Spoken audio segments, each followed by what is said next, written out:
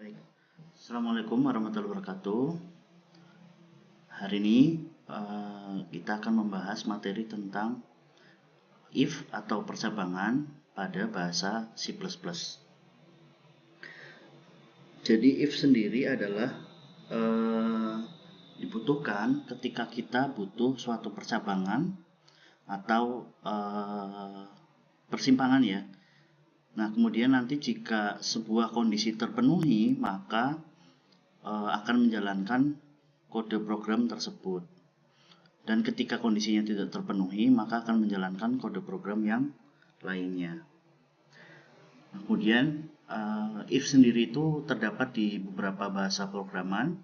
Nah, karena kita sedang mempelajari C++, maka yang akan kita bahas adalah penggunaan if dalam C++.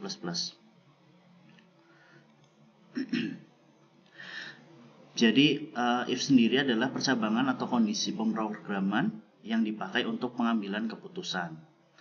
Sederhananya adalah jika if kondisinya benar, maka akan menjalankan perintah tertentu. Kemudian jika kondisinya salah, maka perintah itu tidak dijalankan atau bisa diarahkan ke kondisi yang lain. Jadi penulisan if sendiri, penulisannya adalah kalian menuliskan perintah if, kemudian kondisi,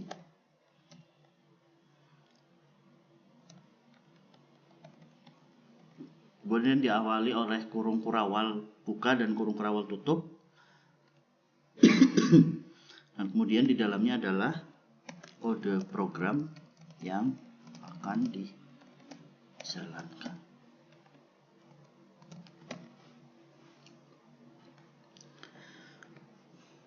Jadi untuk penulisannya adalah if, kemudian kalian bisa isi kondisi yang diperlukan, kemudian yang di dalam sini adalah kode program yang akan kalian jalankan ketika kondisi ini terpenuhi. Nah, kemudian ketika kondisi ini terpenuhi berarti menjalankan apa? Nah, menjalankan kondisi lain. Nah, karena ini kita masih membahas if, maka kita fokus ke if dulu.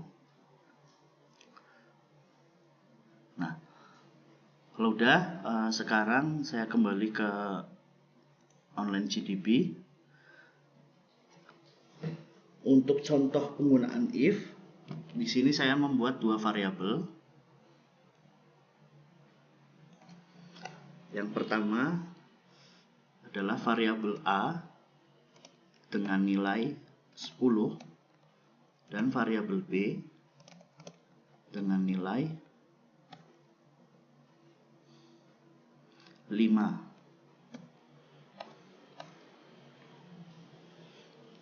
Nah, kemudian lihat, kita kembali ke yang tadi.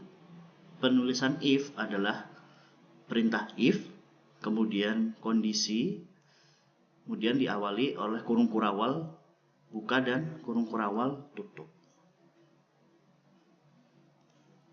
Jadi di sini saya coba membuat sebuah kondisi if, kemudian A lebih besar dari B. Nah, kemudian kurung kurawal buka dan tutup, enter. Di sini saya menjalankan perintah nilai variabel A lebih besar dari variabel B.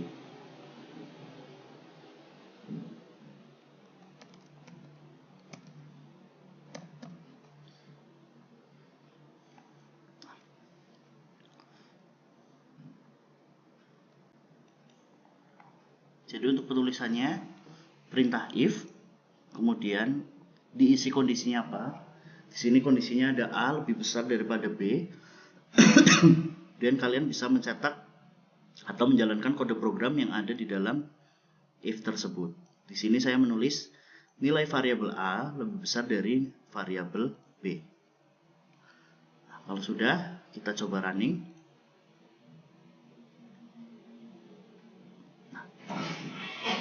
di sini nilai variabel A lebih besar dari variabel B. Nah, kenapa muncul tulisan ini? Karena kondisinya terpenuhi. Nah, sekarang kita coba kita ganti ketika A lebih kecil daripada B.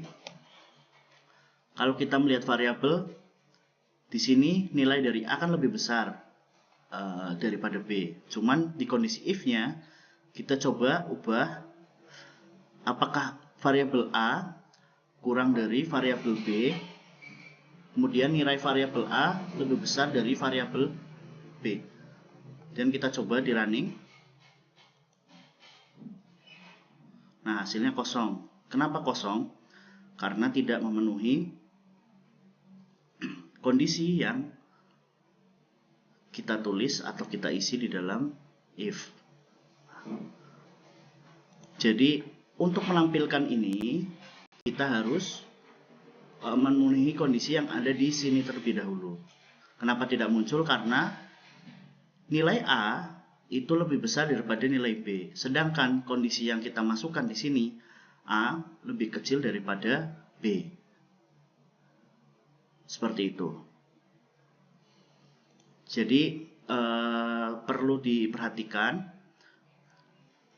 kondisi itu akan berjalan, if itu akan berjalan ketika kondisinya sesuai dengan nilai yang ada.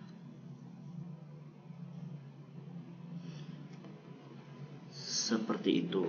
Kemudian kita coba buka atau buat beberapa if.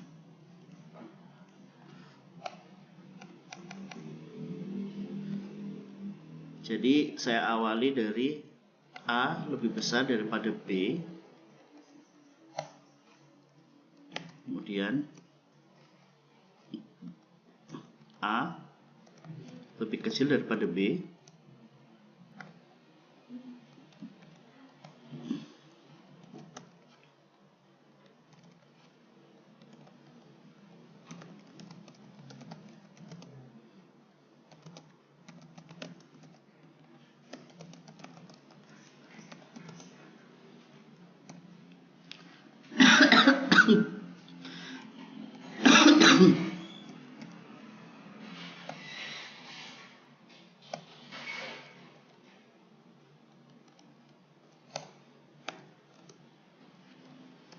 Kemudian A sama dengan B.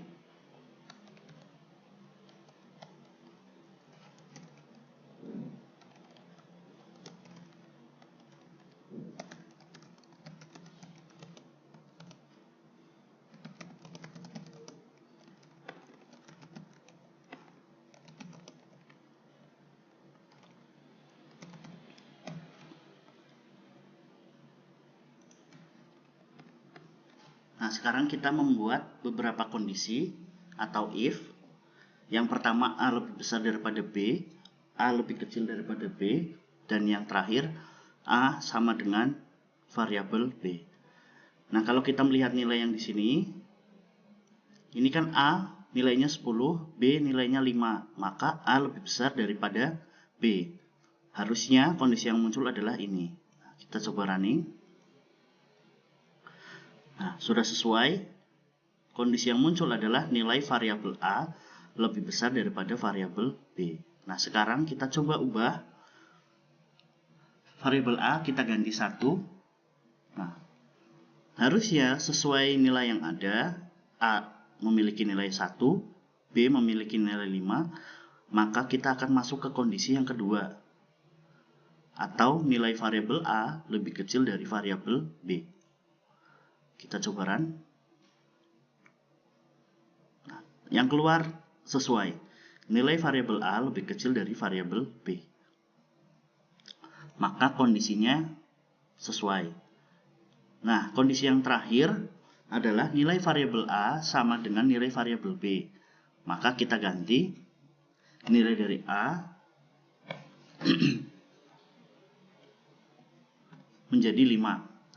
Kalau kita lihat, nilai A dan B memiliki nilai yang sama, yaitu 5. Nah, harusnya sesuai nilai yang ada, maka akan masuk ke kondisi yang terakhir atau ketiga, yaitu nilai variabel A sama dengan variabel B. Kondisinya atau hasilnya sesuai. Nah, jadi penjelasan tentang if seperti itu ya. Jadi kondisi ini akan berjalan ketika kondisinya sesuai. Ketika tidak sesuai, maka tidak menampilkan apapun. Contohnya kayak tadi ya, kosong.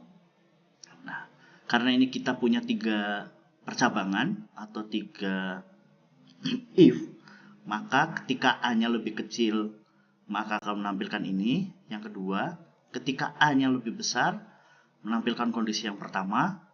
Nah, ketika A-nya dan B-nya memiliki nilai yang sama, maka akan menampilkan kondisi yang ketiga.